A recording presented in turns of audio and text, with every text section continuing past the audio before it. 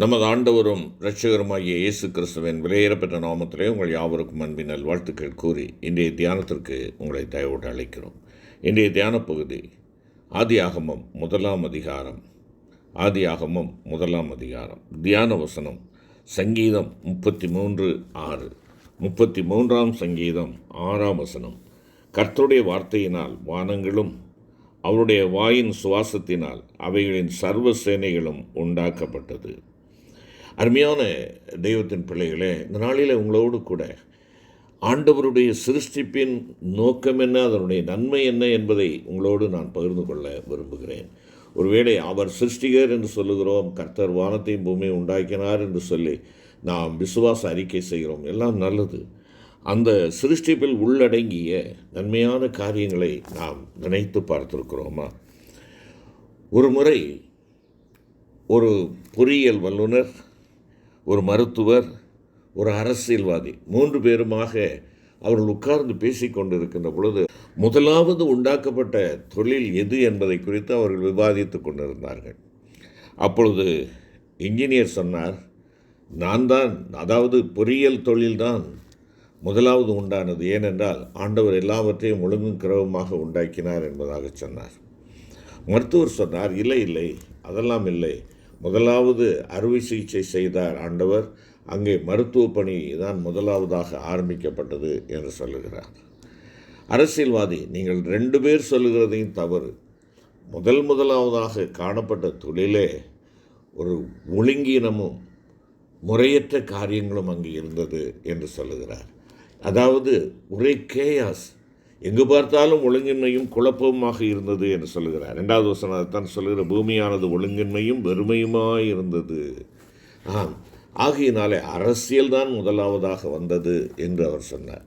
என்னை கேட்டுக்கொண்டிருக்கிற அருமையான கர்த்தருடைய பிள்ளைகளே, ஆனால் பரிசுத்த வேதாகமும் சொல்லுகிறது என்ன இங்கே பார்ப்போம் என்றால், தேவன் ஒழுங்கின்மையிலிருந்து ஒழுங்குக்கு நேராக கொண்டு வருகிறார். என் ஆண்டவர் ஒழுங்கின்மையிலிருந்து ஒழுங்குக்கு நேராக நடத்துகிற ஒரு தேவன்.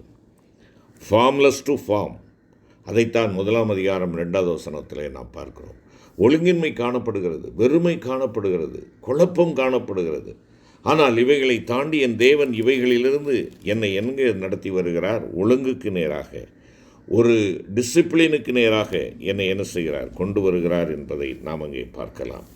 அதில் எத்தனை ஒழுங்கீனத்திலிருந்து ஒழுங்குக்கு கொண்டு வருகிறார் என்று பார்ப்போம் என்றால், நாட்களை குறித்த ஒழுங்கு அங்கே காணப்படுகிறது.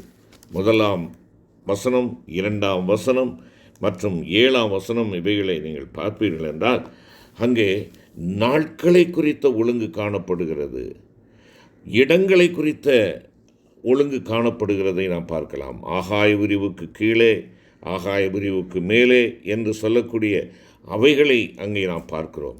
தன்மையை குறித்த ஒரு ஒழுங்கு, வெட்டாந்தரை ஜலம். அளவை குறித்தது பெரியது சிறிய சுடர் என்று சொல்லப்படுகிறது. காலங்களை குறித்து அங்கே ஆண்டவர் வெளிப்படுத்துகிறார், காலை மாலை என்று சொல்லி. அது மாத்திரமல்ல, எல்லையை ஏற்படுத்துகிறார். 104ஆம் சங்கீதம் 8 மற்றும் 9வது வசனத்தை நீங்கள் வாசித்து பாருங்கள். எல்லையை ஏற்படுத்துகின்ற ஒரு தேவன். குழம்பியிருந்த, கூடியிருந்த, கலந்து ஒன்றாக கிடந்த அனைத்தையும் வேறுபடுத்தி பிரித்து தனிமைப்படுத்தி பெயரிட்டு மகிழ்ந்தார். அருமையான கர்த்தருடைய பிள்ளைகளே, தேவன் உண்டாக்கின தேவன் வெறுமையாயிருந்ததையும் ஒழுங்கீனமாயிருந்ததையும் அவர் என்ன செய்கிறார்? ஒழுங்குக்குள்ளாக கொண்டு வருகிறார். என்னுடைய வாழ்க்கை ஒழுங்கீனமாயிருந்தது, என்னுடைய வாழ்க்கை வெறுமையாயிருந்தது, என்னுடைய வாழ்க்கை குழப்பம் நிறைந்ததாக இருந்தது. என் சிருஷ்டிகருடைய கரத்திலே நான் கொடுக்கின்ற பொழுது அவர் என்னுடைய வாழ்க்கையிலே ஒழுங்கும் கிரமமான ஒரு வாழ்க்கையை கட்டளையிட்டார், எனக்கு மகிழ்ச்சியை கொடுத்தார். என்னை அவருடைய கையிலே நான் ஒப்புக் கொடுக்கின்ற பொழுது அவர் என்னுடைய ஒழுங்கினங்களை எல்லாம் ஒழுங்குபடுத்தக்கூடியவராக இருக்கிறார். அருமையான தெய்வ பிள்ளையே, ஒருவேளை உங்களுடைய காரியங்கள் குழம்பி போயிருக்கிறதா? வேதனை கொடுக்கக்கூடியதாக இருக்கிறதா? நீங்கள் கையிட்டு செய்கிற காரியங்களெல்லாம் வெறுமையும் ஒன்றுமில்லாமையுமாய் காணப்படுகிறதா? அப்பாவுடைய கையிலே கொடுங்கள். அப்பாவுடைய கையிலே கொடுக்கின்ற பொழுது அவர் உங்களை நேர்த்தியாய் நடத்துவார், ஒழுங்குக்கு நேராக நடத்துவார். உங்களுக்கு ஆசீர்வாதத்திற்கு நேராக அவர் நடத்துகிறவராக காணப்படுவார். ஆம் தேவ பிள்ளையே, இந்த மேலான கிருபைகளை கொடுக்கிற தேவன் ஜீவனோடு இருக்கிறார். இரண்டாவதாக, இந்த சிருஷ்டிப்பின் நன்மையை நாம் பார்ப்போம் என்றால், ஒன்றுமில்லாமையிலிருந்து நிறைவுக்கு நேராக கொண்டு வந்தார். ஒன்றுமில்லாமையிலிருந்து நிறைவுக்கு நேராக, எம்ப்டினஸ் டு ஃபுல்னஸ். அதைத்தான் இரண்டாவது வசனம் சொல்கிறது. தேவ ஆவியானவர் ஜலத்தின் மேல் அசைவாடி கொண்டிருந்தார். தேவ ஆவியானவர் ஜலத்தின் மேல் அசைவாடி கொண்டிருந்தார். ஒருபுறம் குழப்பங்கள், வெறுமைகள், ஆனால் தேவன் அங்கே அசைவாடி கொண்டிருக்கிறார். எதற்காக? உங்களுக்கும் எனக்கும் ஒன்றுமில்லாமையிலிருந்து நிறைவுக்கு நேராக நடத்தும்படியாக. ஆம், வெறுமையாயிருந்த பூமி, வெறுமையான பூமி என்ன செய்கிறது? ஆண்டவரால் நிரப்பப்படுகிறது. பூமியானது வெறுமையாயிருந்தது. வெறுமையான பூமியை ஆண்டவர் நிரப்பினார். எது மூலமாக நிரப்பினார்? எவற்றை கொண்டு நிரப்பினார்? 1 அதிகாரம் 3 வசனம் சொல்லுகிறது, வெளிச்சம் உண்டாக கடவுது என்று சொன்னார். வெளிச்சத்தினால் நிரப்பினார். அருமையான தேவ பிள்ளையே, உன் வாழ்க்கை இருள் சூழ்ந்ததைப் போல இருக்கிறதா? அவர் ஒன்றுமில்லாமையிலிருந்து நிறைவுக்கு நேராக நடத்துகிற தேவன் உன்னுடைய இருளான வாழ்விலே வெளிச்சத்தை கொடுக்கிறவராக இருக்கிறார். ஆகாய விரிவினால் நிரப்பினார். 6வது வசனத்தை பாருங்கள். ஜலத்தின் மத்தியில் ஆகாய விரிவு உண்டாக கடவுது என்றும் அது ஜலத்தினின்று ஜலத்தை பிரிக்க கடவுது என்றும் சொன்னார். ஆகாய விரிவு. ஆம், இந்த ஆகாய விரிவு உனக்கு எதை கற்றுக் கொடுக்கிறது? உன் தேவனுடைய அன்பையும் அரவணைப்பையும் பாதுகாவலையும் அது உனக்கு கற்றுக் கொடுக்கிறது. ஆமர்மையான கர்த்தருடைய பிள்ளையே, நீ வானத்தை அண்ணார்ந்து பார், அந்த ஆகாய விரிவை பார். உன்னால் அவைகளை அளக்க முடியுமா?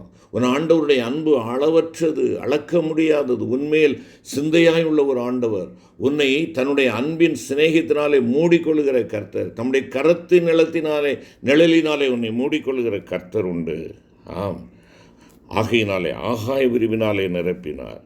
11ஆம் வசனம் சொல்லுகிறது, புல் பூண்டுகளினாலே அவர் நிரப்பினார் என்று சொல்லி பார்க்கிறோம். இங்கே புல் பூண்டு, கனி விருட்சங்கள், இவைகளாலே நிரப்புகிறார். வெறுமை இல்லை, நீ ஆசீர்வதிக்கப்படுவாய். எப்பொழுது? தேவனுடைய கரத்திலே உன்னை கொடுக்கின்ற பொழுது ஆண்டவர் உன்னிலே செயல்படுகிறார். வெறுமையிலிருந்து, இல்லையென்றால் ஒன்றுமில்லாமையிலிருந்து நிறைவுக்கு நேராக நடத்துகிறவராக இருக்கிறார். சுடர்களினால் நிரப்பினார். அங்கே அதைத்தான் பார்க்கிறோம். சிறிய சுடர், பெரிய சுடர், இவைகளினாலே நிரப்புகிறார்.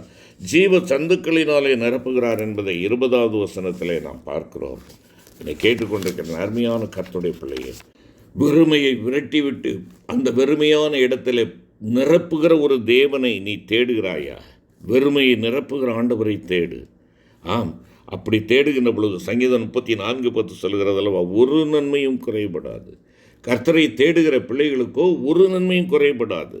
ஆம், கூட கொடுக்கப்படும் என்று சொல்லி ஆண்டவர் சொல்கிறார். மத்தேயு 6:33 அவரை தேடுகின்ற பொழுது, அவருடைய நீதியை தேடுகின்ற பொழுது கூட கொடுக்கப்படும். மூன்றாவதாக, சிருஷ்டிப்பின் நன்மையை குறித்து பார்ப்போம் என்றால், அந்தகாரத்திலிருந்து அனந்தமான வெளிச்சத்திற்கு நேராக நடத்துகிறார். அந்தகாரத்திலிருந்து அனந்தமான வெளிச்சம், டார்க்னஸ் டு பிரைட்னஸ். 1 அதிகாரம் 3வது வசனம் அதைத்தான் சொல்கிறது. தேவன் வெளிச்சம் உண்டாக கடவுது என்றார், வெளிச்சம் உண்டாயிற்று. ஆம், தேவனுடைய பிள்ளையே, பூமியின் இருளை போக்க வெளிச்சம் தந்தவர் ஜீவனுள்ள ஆண்டவர். பகல் இரவு வேறுபட்ட சுடர்களை உண்டாக்கி பகலையும் இரவையும் வேறுபடுத்தி காட்டுகின்ற அந்த வெளிச்சத்தை கொடுத்தவர் நம் ஆண்டவர். ஆம், அந்தகாரத்திலிருந்து அனந்த வெளிச்சத்துக்கு நேராக அவர் நம்மை நடத்துகிறவராக இருக்கிறார். எதை செய்ய வேண்டும், எதை செய்யக்கூடாது என்கிற தெளிவையும் கொடுத்தார். இருளான மனதில் வெளிச்சமாம் நல்ல தெளிவையும் தெளிந்த புத்தியையும் கொடுத்தார். ஆம், ஆகையினாலே உன்னத அருணோதயமாய் வந்து உதித்தார். இருளில் இருக்கிற ஜனங்கள் பெரிய வெளிச்சத்தை கண்டார்கள். மரண இருளில் இருக்கிறவர்கள் மேல் வெளிச்சம் பிரகாசித்தது என்று சொல்லி வேதம் சொல்லுகிறதே. அருமையான கர்த்தருடைய பிள்ளையே, உன் ஆண்டவர் வெளிச்சமாய் இருக்கிறார். அவர் சொல்லுகிறதை கேள். யோவான் 8 அதிகாரம் 12வது வசனத்திலே, நான் உலகத்திற்கு ஒளியாய் இருக்கிறேன், என்னை பின்பற்றுகிறவன் இருளிலே நடவாமல் ஜீவ ஒளியை இணைந்திருப்பான் என்றார். அருமையான சகோதர சகோதரி, வெளிச்சமாம் ஆண்டவராய் இயேசு கிறிஸ்துவை உன் வாழ்க்கையிலே நீ சொந்தமாக அவர் ஆளுகைக்கு நீ உன்னை ஒப்புக் கொடுக்கின்ற பொழுது அவர் உன் வாழ்வை இருளிலிருந்து வெளிச்சத்துக்கு நேராக கொண்டு வருகிறார். அந்தகாரத்தில் இருக்கிற உன்மேல் வெளிச்சம் பிரகாசிக்கிறது. ஆம் தேவப்பிள்ளை, இருளான மனதில் வெளிச்சமாம் நல்ல தெளிவை தெளிந்த புத்தியை கொடுக்கிறவராக இருக்கிறார். படைப்பினுடைய மேன்மைகள் என்ன? தேவ சாயல், பரிசுத்த வாழ்வை ஆண்டவர் கொடுக்கிறார். ஆண்டவர் படைக்கின்ற பொழுது ஆணும் பெண்ணுமாக படைத்தார். இது எதை குறிப்பிடுகிறது? சமத்துவ வாழ்வை குறிப்பிடுகிறது. அது மாத்திரமல்ல, பகிர்ந்து உண்ணும் வாழ்வை ஆண்டவர் என்ன செய்கிறார்? கொடுக்கிறார். பகிர்ந்த வாழ்வு, பகிர்வு வாழ்வு. மனிதனுக்கு விதை தரும் சகலவித பூண்டுகள், கனிமரங்கள், விருட்சங்கள், ஜீவராசிகள், பசுமையான புல் பூண்டுகள், இவையெல்லாம் தங்களுக்கு தாங்களே நன்மையை பெற்றுக்கொள்கிறவைகள் எல்லாம் பிறருக்கு பகிர்ந்து கொடுக்கக்கூடியவைகள். எந்த ஒரு மரமாக இருக்கட்டும், பழங்களாக இருக்கட்டும், கனிகளாக இருக்கட்டும், புற்களாக இருக்கட்டும், ஜீவராசிகளாக இருக்கட்டும், மற்றவர்களுக்கு பகிர்ந்துண்டு வாழ வேண்டும் என்பதற்காக என் தேவன் படைப்பின் மேன்மையாக படைத்தார். அருமையான கர்த்தருடைய பிள்ளையே, சிருஷ்டிகர் ஜீவனோடு இருக்கிறார். நீ அந்த சிருஷ்டிகராலே உண்டாக்கப்பட்டவன் என்பதை மறந்து போகாதே. உன்னுடைய வாழ்வு, சிருஷ்டிக்கப்பட்ட உன்னுடைய வாழ்வு ஒழுங்கின்மையிலிருந்து ஒழுங்குக்கு நேராக இருக்கிறதா? ஒன்றுமில்லாமையிலிருந்து நிறைவுக்கு நேராக நீ ஆண்டவரால் பயன்படுத்தப்பட்டு வழிநடத்தப்படுகிறாயா? அந்தகாரத்திலிருந்து அனந்த வெளிச்சத்தை நீ பெற்றுக்கொண்ட ஒரு பிள்ளையாக, இருளுள்ள இடங்களிலே சுடர்களைப் போல பிரகாசிக்கும்படியாக ஆண்டவர் உன்னையும் என்னை வைத்திருக்கிறார் என்ற அந்த உன்னத நோக்கத்தை உணர்ந்து செயல்படுகிறாயா? ஜெபிப்போம். கிருபை நிறைந்த ஆண்டவரே, எங்களை நீர் உண்டாக்கினீர். நாங்கள் உம்முடைய கையின் கிரியைகளாக இருக்கிறோம். எங்களை உண்டாக்கினதனுடைய நோக்கத்தை நாங்கள் நிறைவு செய்யும்படியாக, எங்களை வழிநடத்தும்படியாக ஆண்டவரே, பரம குயவனாகி உம்முடைய கரத்திலே எங்களை ஒப்புக் கொடுக்கிறோம். எங்களை நீர் வனையும் ஆண்டவரே. ஒழுங்கின்மையிலிருந்து ஒழுங்குக்கு நேராகவும், ஒன்றுமில்லாமையிலிருந்து நிறைவுக்கு நேராகவும், அந்தகாரத்திலிருந்து அனந்த வெளிச்சத்திற்கு நேராகவும் எங்களை வழிநடத்தி நாங்கள் பிரகாசிக்கும்படியான கிருபையை தாரும். எங்களுடைய மனதும் மாம்சமும் விரும்புகிறபடி அல்ல, உம்முடைய சித்தத்திற்கு எங்களை தாழ்த்துகிறோம். எங்களை எடுத்து பயன்படுத்தும். மீட்பர் இயேசுவின் மூலம் வேண்டிக் கொள்கிறோம் நல்ல பிதாவே. ஆமென்.